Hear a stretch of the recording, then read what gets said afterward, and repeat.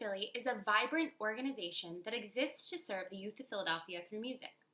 Their mission states, Play on Philly provides underserved children in Philadelphia a transformative music education experience that develops and inspires the behaviors and personal skills needed for a successful life.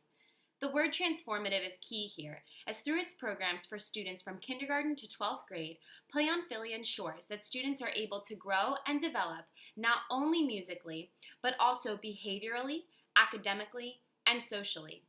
This would not be possible without the fundraising activities that Play on Philly engages in order to provide these resources for their students. Play on Philly engages in three main fundraising activities. Firstly, this organization concentrates heavily on acquiring large grants to fund its programs, with a difference of over $1 million occurring between foundation grants and other contributions and gifts. The three top funders to Play on Philly are currently the William Penn Foundation, CHG Charitable Trust, and the Connolly Foundation.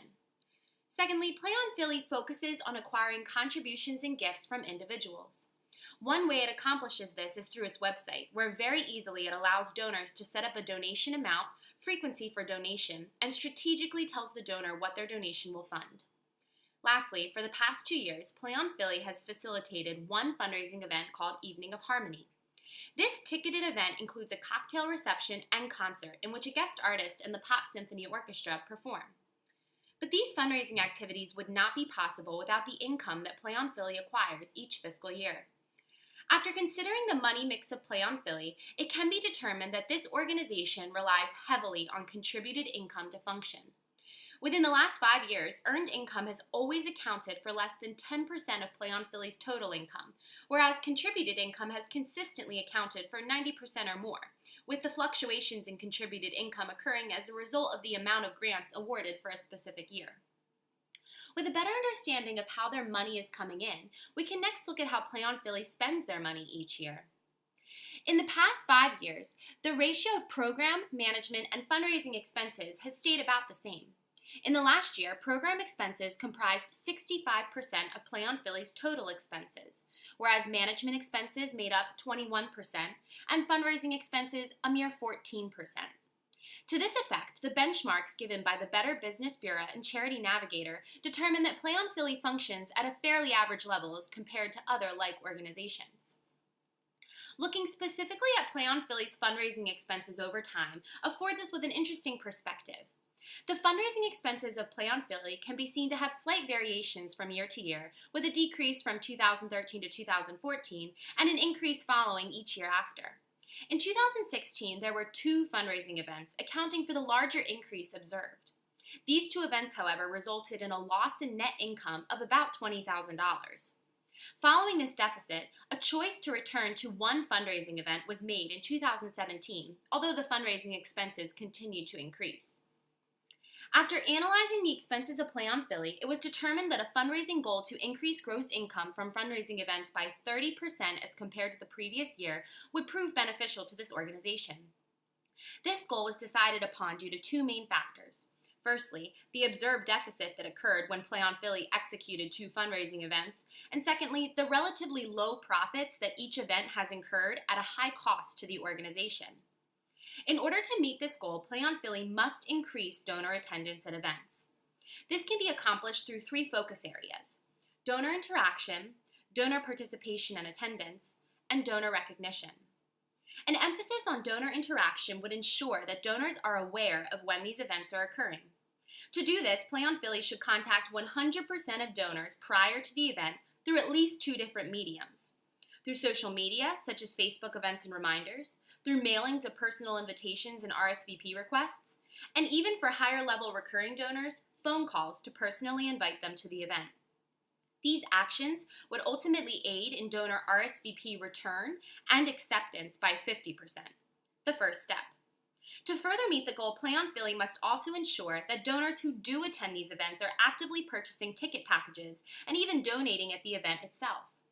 In order to do this, Play on Philly should assemble a select donor focus group to gain a donor perspective on how best to inspire attendance. This would allow for an increase in overall donor attendance by 25%. Play on Philly should also work to increase ticket amounts purchased by donors by 15% through an offering of benefit packages for specific ticket amounts that are sold. Moreover, to achieve this goal, Play on Philly must increase donations at events by 15%.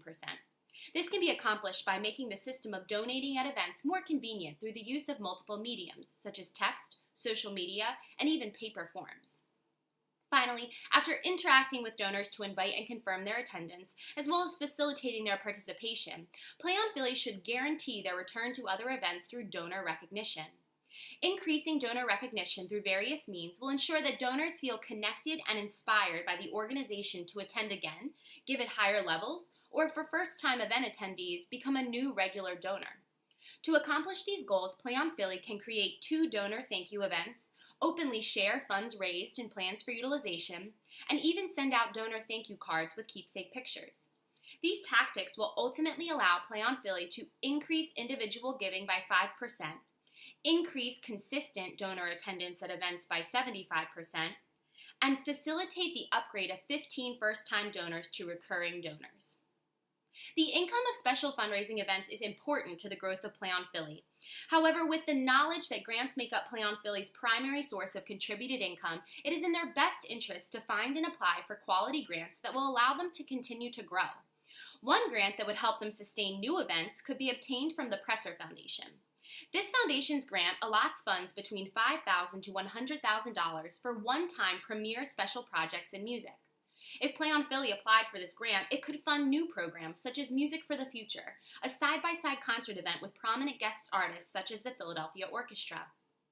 Another grant that Play on Philly should apply for is the National Endowment for the Arts Challenge America grant. This grant program offers funds to organizations that work to extend the arts to underserved populations by showing a connection between the arts and community development. Play on Philly should apply for a grant from this organization as a means to fund their SEPTA Music and Moves concerts. These free public concerts take place throughout the year at various SEPTA stations within the city of Philadelphia.